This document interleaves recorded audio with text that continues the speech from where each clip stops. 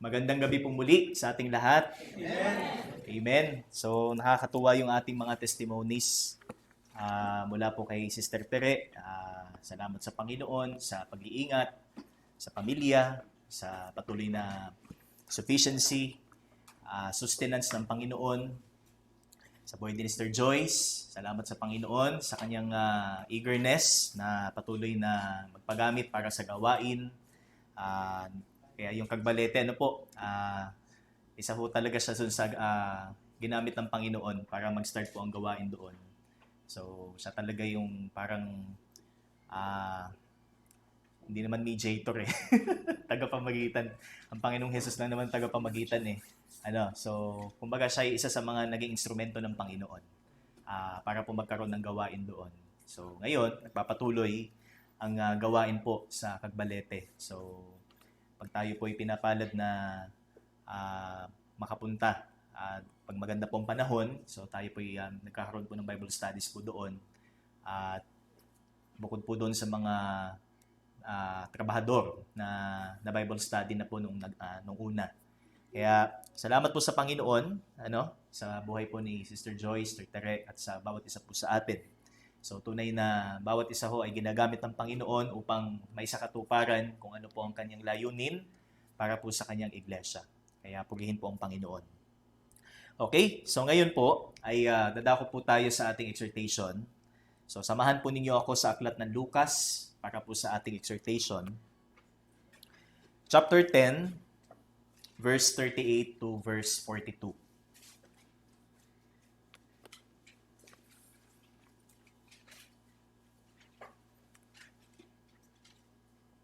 Okay, so aklat po ng Lucas, Kabanata 10, talata 38 hanggang 42. So tingnan po natin sa ating mga Biblia at babasahin ko po at pagkatapos tayo po ay mananalangin. Now as they were traveling along, he entered a village, and a woman named Martha welcomed him into her home. She had a sister called Mary who was seated at the Lord's feet, listening to his word. But Martha was distracted with all her preparations, and she came up to him and said, "Lord, do you not care that my sister has left me to do all the serving alone? Then tell her to help me." But the Lord answered and said to her, "Martha, Martha, you are worried and bothered about so many things, but only one thing is necessary. For Mary has chosen the good part, which shall not be taken away from her." Amen. Purihin po ang Panginoon, tayo po ay manalangin. O Diyos, lubos po kami nagpapasalamat muli sa oras na ito. And nawa po, Ama, sa amin pong pakikinig ay maitama po kung ano pong dapat naming unahin sa amin pong paglilingkod sa iyo. At ito po ay ang paglalaan ng panahon sa iyo pong salita. Tulungan niyo po ang bawat isa na patuloy naming may apply ang katotohanan ito at ang inyo pong lingkod ay patuloy niyo pong gamiting instrumento lamang, ay tago po ninyo sa likod ng inyo pong kapahayagan at ng inyo pong kabanalan. Dahil ito po inyo pong salita, Panginoon. Kaya ikaw lamang ang maitaas sa bawat salita, pangungusap, na amin pong mariginig sa pamamagitan po ng tinig ng inyong pong tagapagsalita. Salamat po, pinupuri ka namin at pinasasalamatan sa pangalan po ng iyong anak na si Jesus. Amen at amen. Okay, sa atin pong panahon, sa Panginoong Jesus, so normally talagang ito po yung laging pinapaalala po sa atin bilang isang tunay na Kristiyano. So tayo po ay mag-spend ng time kasama po ang ating Panginoon. So have you always chosen the good part in your time with the Lord? So ito yung ating pinaka-panimulang tanong para po sa ating exhortation. So sa tuwing tayo ba ay binibigyan ng oras upang i-spend po natin ang time na ito para sa Panginoon, ay ito ba yung ating priority? Ito ba yung lagi nating pinipili? Or sa panahon na kung saan ay meron tayong oras para sa Panginoon, ay distracted tayo ng mga bagay na may kinalaman din naman sa ating paglilingkod.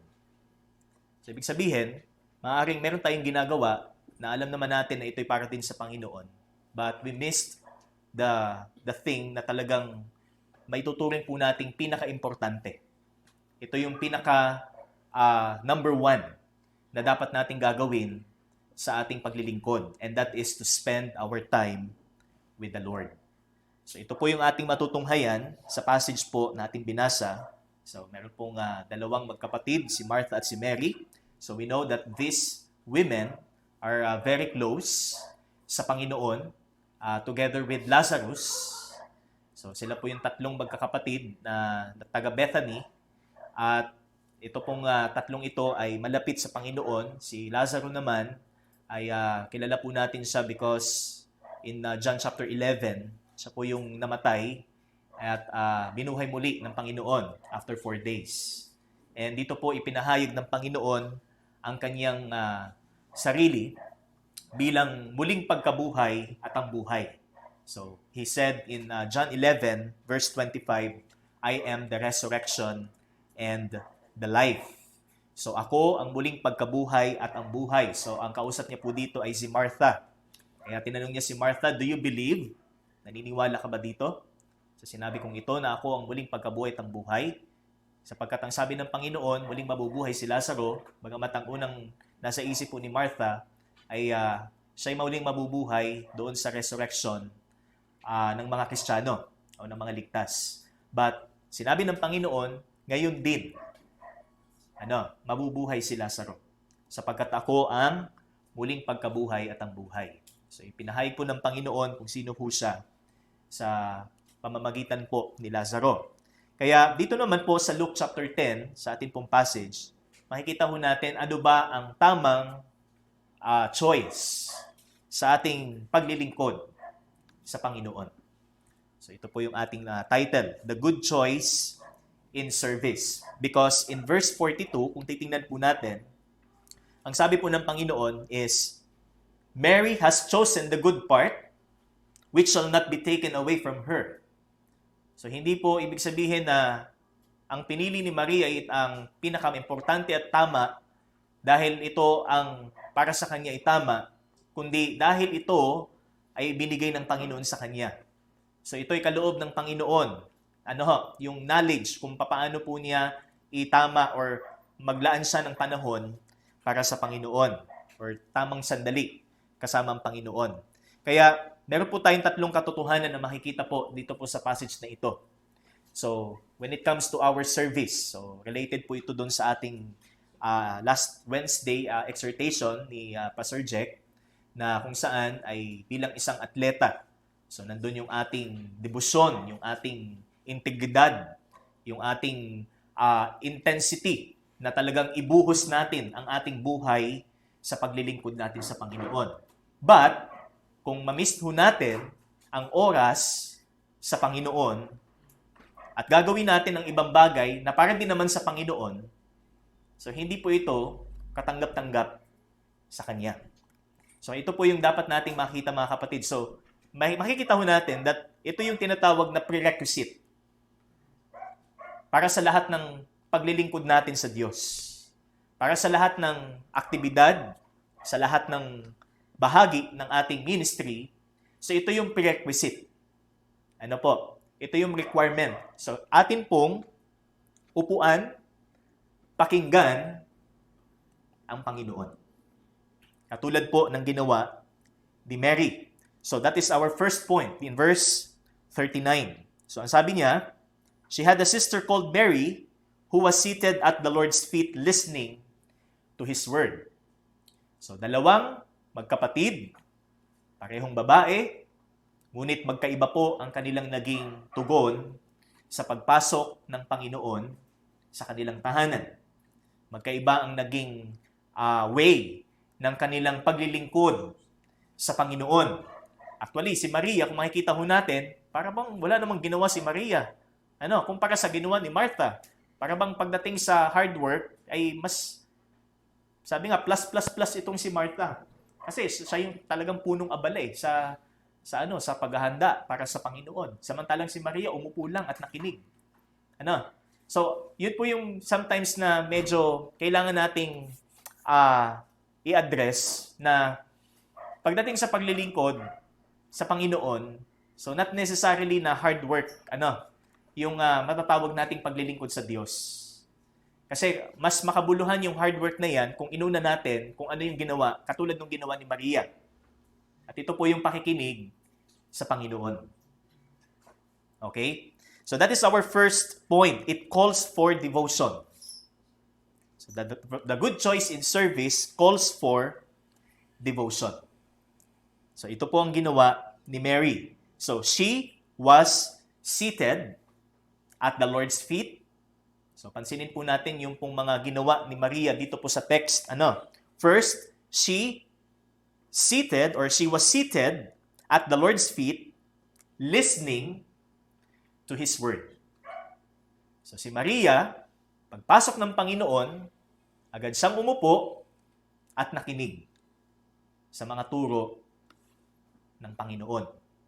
So ano pong significance ng mga action word na ginawa ni Maria dito po sa ating passage? So first, yung seated, yung ginawa po ni Mary, na siya'y umupo sa paanan ng Panginoon, ay nagpapakita ng kanyang submission, nagpapakita ng kanyang reverence sa presensya ng Panginoon. Kaya first and foremost na dapat nating gawin para matawag nating totoo at tama ang ating paglilingkod, tayo'y umuupo sa paanan ng Panginoon. So, hindi man ito literal na pag-upo, kundi meron tayong sandali na umuupo tayo at dinadama natin ang presensya ng Panginoon. Amen? Amen. So, the first action word, let us all sit and lumapit po tayo sa banal na presensya ng Panginoon, kagaya po ng ginawa ni Maria. And also, she listened. Not only the moment na kung saan hinanap niya ang presensya ng Panginoon, siya'y nakinig sa salita ng Panginoon. So, not only na meron siyang sense of hearing, kaya sinabi po ditong she listened, but listening. Pansinin po natin, listening. Hindi ho basta lang nakinig. Si Maria, siya'y patuloy na nakikinig. So, ibig sabihin, ang pakikinig ay hindi lang basta meron tayong sense of hearing. Ito ho ay nagpapakita ng perception. Meron itong full cognizance kung ano yung kanyang narinig mula sa Panginoon. So, ito po yung sinasabi po dito po sa salitang listening. Okay? So, first, she was seated and she listened to the words of Jesus. So, it indicates perception and meditation of the Word of God. So, the Word of God is not meant only to hear, for hearing, hindi lang para pakinggan natin at lalabas sa kabila. Parang pinagsabihan lang tayo ng ating nanay, pag nung tayo bata. Pag matigas ang ulo, pasok dito, labas sa kabila. Okay? Narinig mo, pero hindi na tumiim. Hindi siya talaga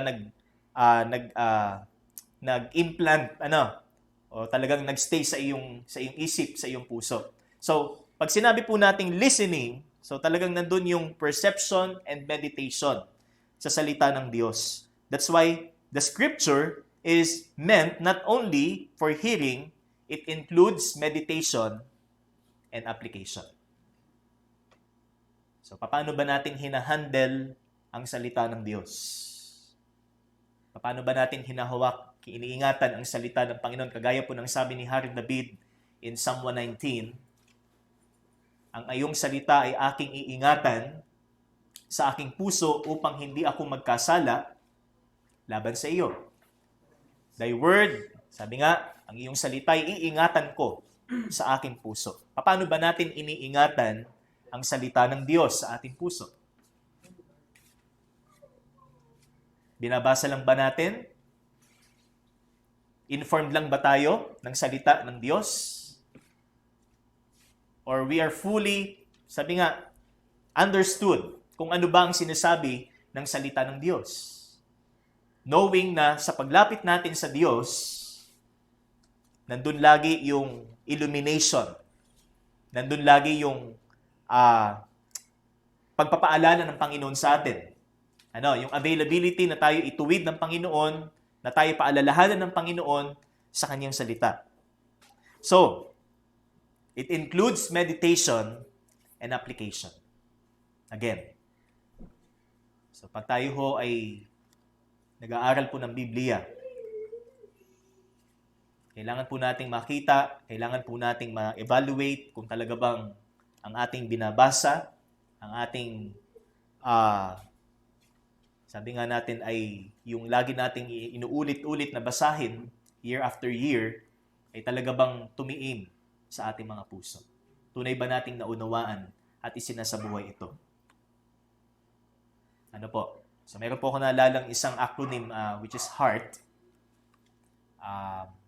Kung ano ba ang tamang dapat gawin sa salita ng Diyos. First is H, which means hearing.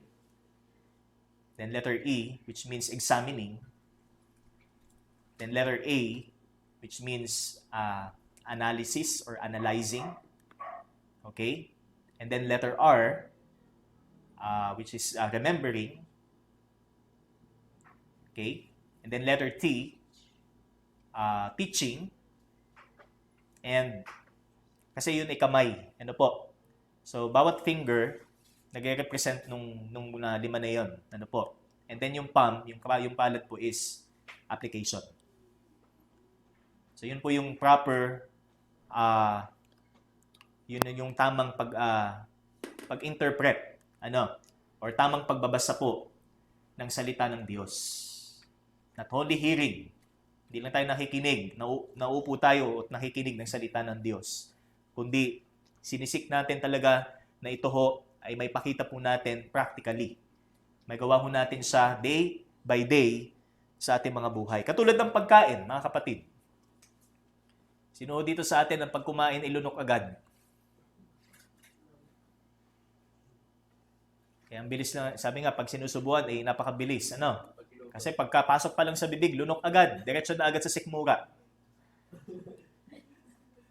Hindi natin ma-appreciate yung lasa, yung kalidad ng lutuin, kung hindi natin siya, sabi nga, doon sa bibig, yun, savor.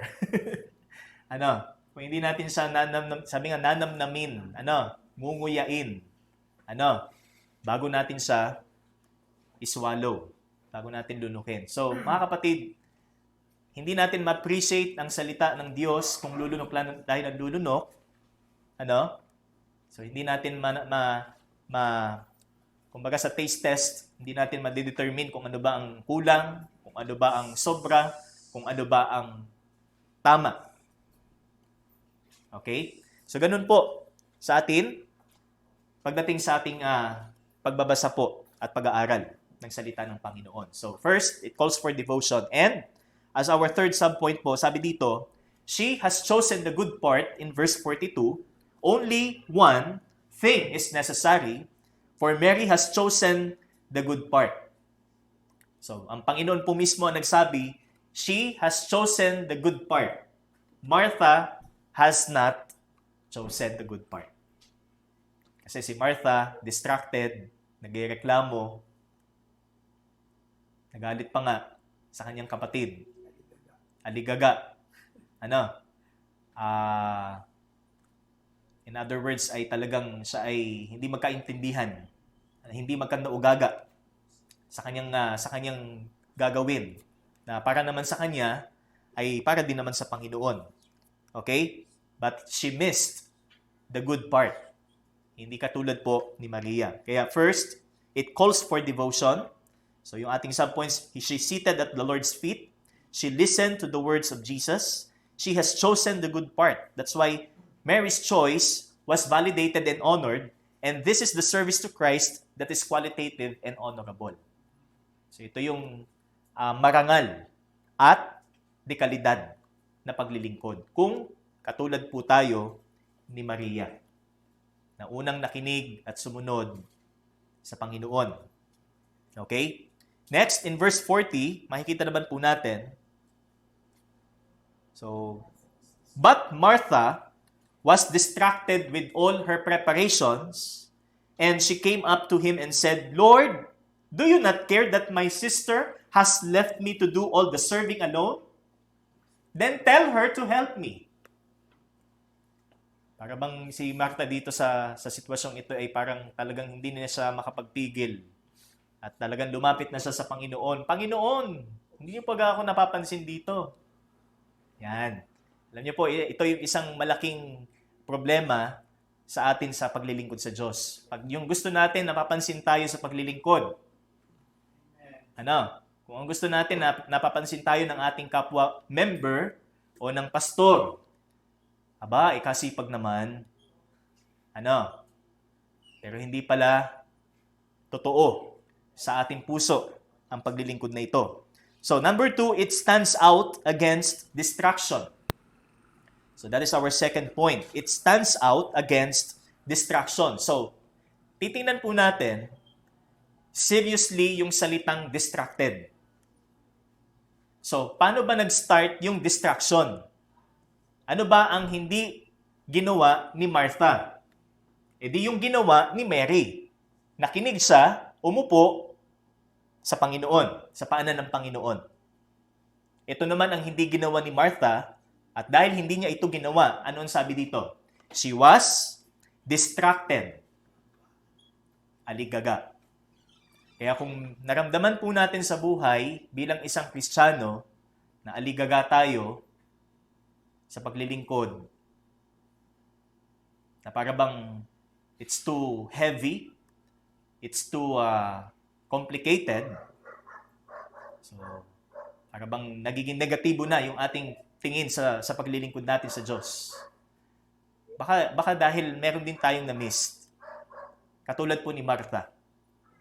Kaya sabi dito, she was distracted. So, this is an expression of being in a tumult, worried for the tasks to be done and for manpower. So, para sa kanya, dapat matapos ito. Kung ano yung para sa kanya ay dapat matapos na kanyang ginagawa, paglilingkod niya para sa Panginoon, kailangan matapos. At siya'y nangangailangan din ng tulong, sabi dito. Kaya nga, tinawag niya ang kanyang kapatid. Sinabi niya sa Panginoon, baka naman pwede po akong tulungan ng aking kapatid na si Maria. It reminds us that serving Christ without doing first what Mary did would be worrisome and pointless. Kaya, kung nararamdaman natin na ang paglilingkod natin ay parang kabalisahan at walang direksyon, hindi ho sa Diyos ang may problema. Baka dahil hindi ho tayo consistent at tapat na ginawa o ginagawa natin yung part natin para sa Panginoon. And that is to read His Word, to listen, to sit at His feet. Not only she was distracted, Martha, she questioned the Lord. In verse 40. Lord, do you not care that my sister has left me to do all the serving alone? Alam niyo po si Martha, not only once, not only twice, not only thrice, but 4 times. Meron siyang maling ginawa. Dahil sa kapabayaan niyang umupo at makinig sa Panginoon. First, she missed the good part, and that is to listen and to sit at the feet of Jesus. Next, she was distracted. Next, she questioned the Lord. At ang tanong niya sa Panginoon, Lord, do you not care? Parang naman wala kayong pakialam sa akin eh. Parang hindi niyo naman ako pinapansin eh. Panginoon. Di ba? Yan ang peril kapag hindi ho tayo consistent sa ating panahon para sa Diyos.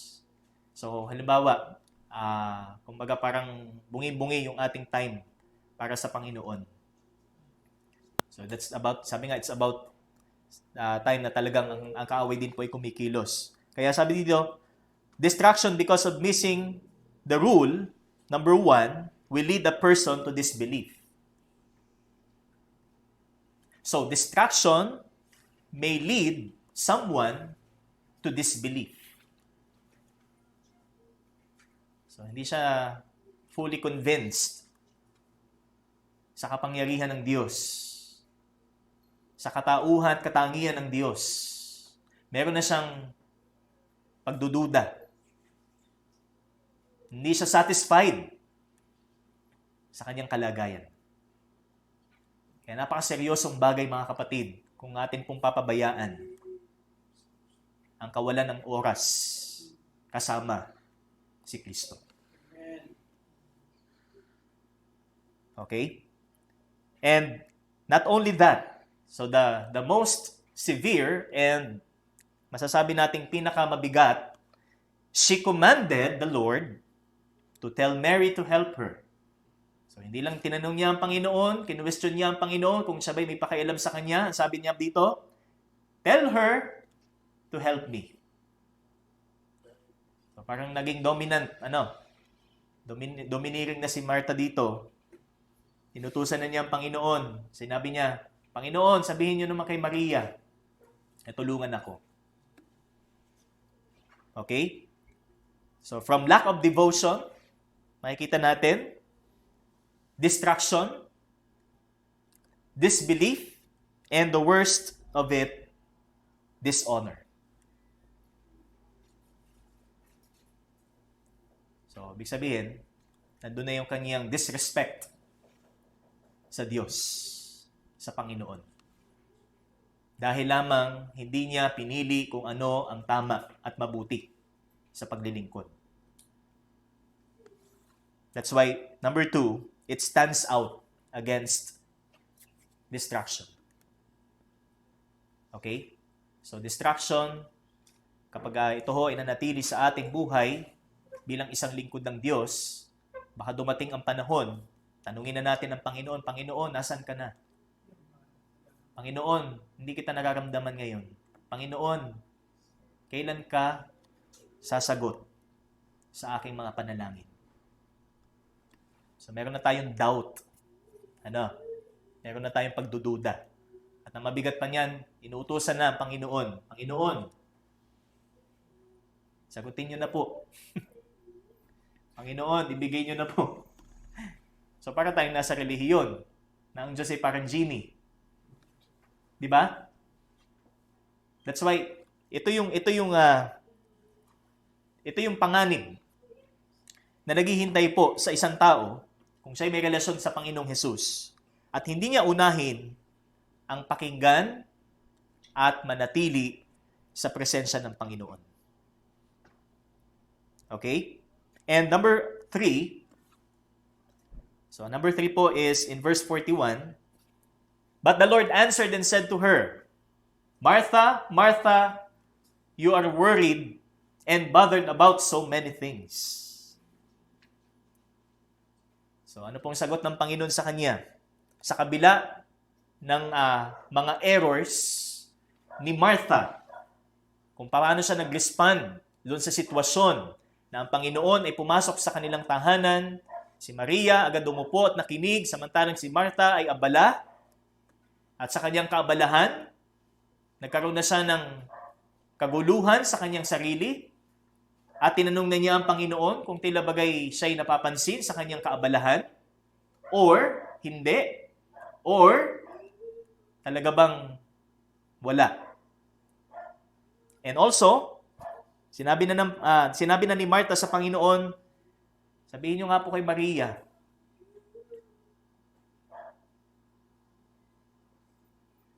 pero hindi natin narinig sa sinabi ng Panginoon Hindi natin narinig sa sinabi ng Panginoon, inuutusan mo ba ako?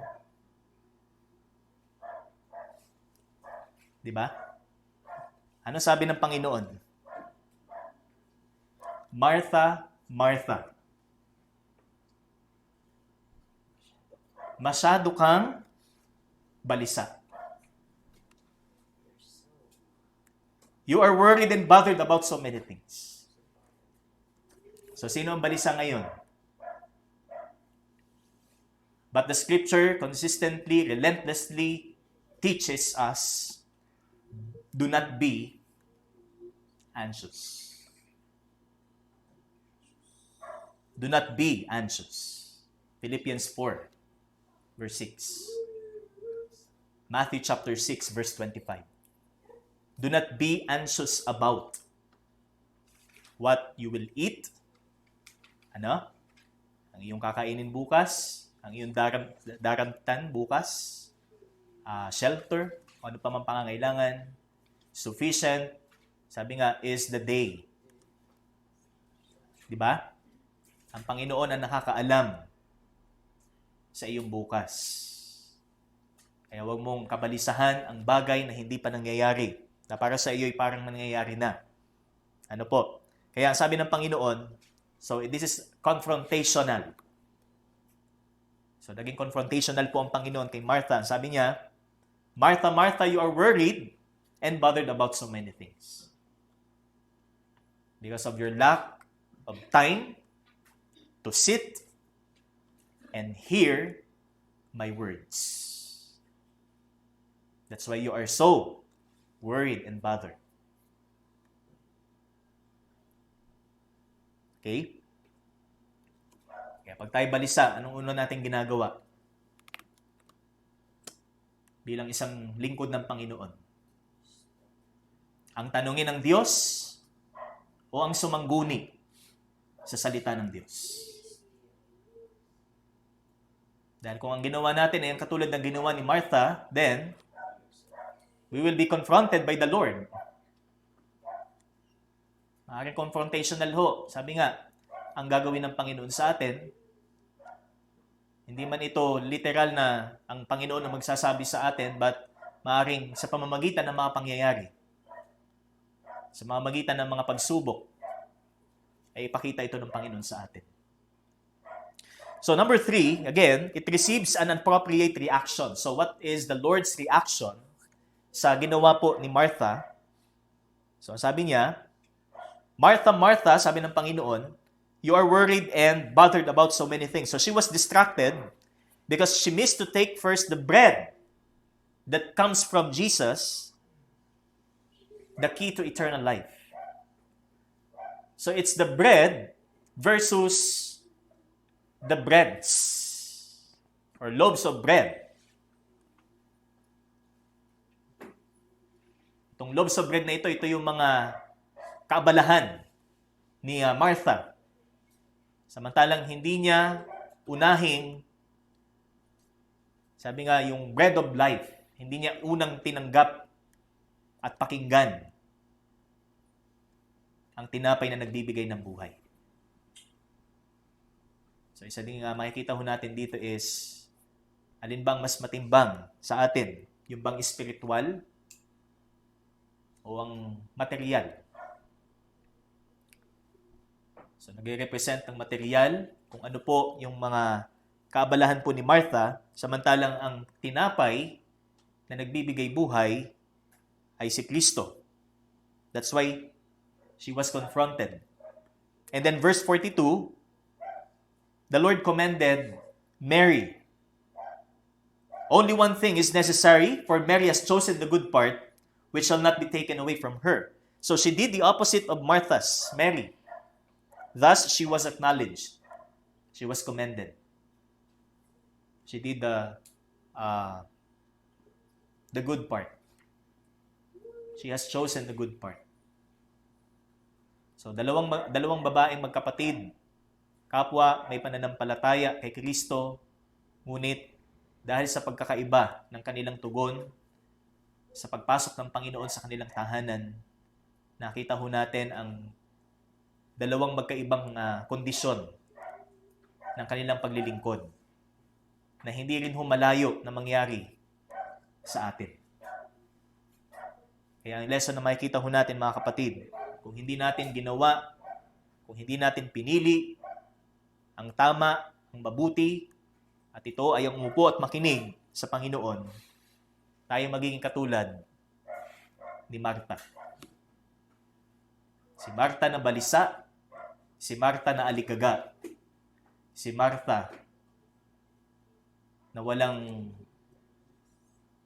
sabi nga, wala siyang direksyon. Pointless ang kanyang ginagawa. Samantalang si Maria, alam niya kung ano ang tama. Alam niya kung ano ang una. At ito ay manatili sa Panginoon. Makinig sa Panginoon. Kaya kagaya ng isang anak, ang laging paalala ng magulang, anak, makinig ka sa akin.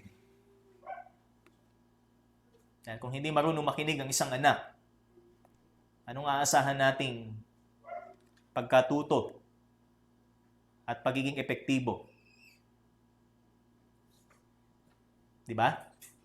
Kaya mga kapatid, isang aral po na may tuturing ito pong sitwasyon na ito. Ano ho? So, ang sabi po ni Donald Whitney, no spiritual discipline is more important than the intake of God's Word. Nothing can substitute for it.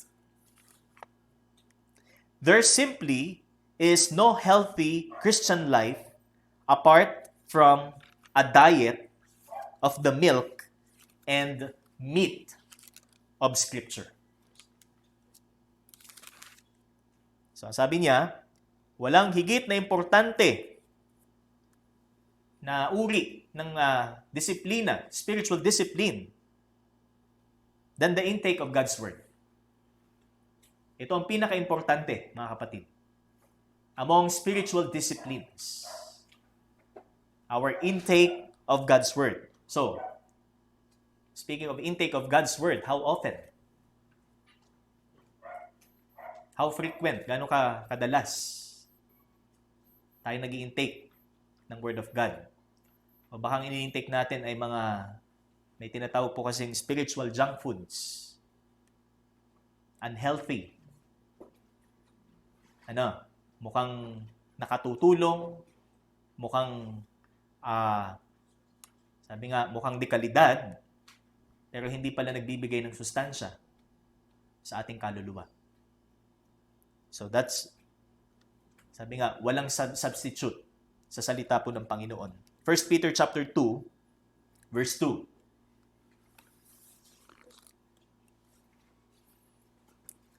1 Peter chapter 2, verse 2. Like newborn babies, long for the pure milk of the word, so that by it you may grow in respect to salvation, if you have tasted the kindness of the Lord. Since you have tasted the graciousness, kindness, faithfulness of the Lord, long for the pure milk of the word. Kagaya ng isang sanggol, ang pinakahinahanap-hanap niya ay ang gatas na walang halong kemikal. Ito yung salita ng Diyos para sa atin. Kagaya din ng pagkaing angkop sa ating katawang espiritual. Hindi ito nagpapataas ng kung ano-ano sa ating katawan. Hindi ito nagpapataas ng ating kolesterol, ng uric, sugar, ano pa, at ano-ano pa. Ito ho ang salita ng Panginoon. This is the all-sufficient or authoritative, infallible Word of God. So, brothers and sisters, how often? Gaano kadalas mo nating binabasa at ninanamnam ang salita ng buhay? Ito ho ang tamang choice sa paglilingkod. Tayo po'y manalangin. Salamat po, Panginoon. Salamat po sa katotohanan ng iyong salita. Nawa po sa pagtatapos ng kapahayagang ito ay magkaroon po ito ng bunga sa amin. Kami po ay mas maging tapat at mas maging eager na habaan po namin ang oras para sa iyong salita. At higit sa lahat sa iyo pong presensya. Yamang ikaw po ang nasa likod nito, Panginoon. Tulungan niyo po kami na maisabuhay namin ang lahat ng ito, O Diyos, para po lamang sa iyo pong kapurihan. Pinupuri ka namin at pinasasalamatan sa pangalan po ng iyong anak na si Jesus. Amen at amen. Sa Diyos po ang kapurihan.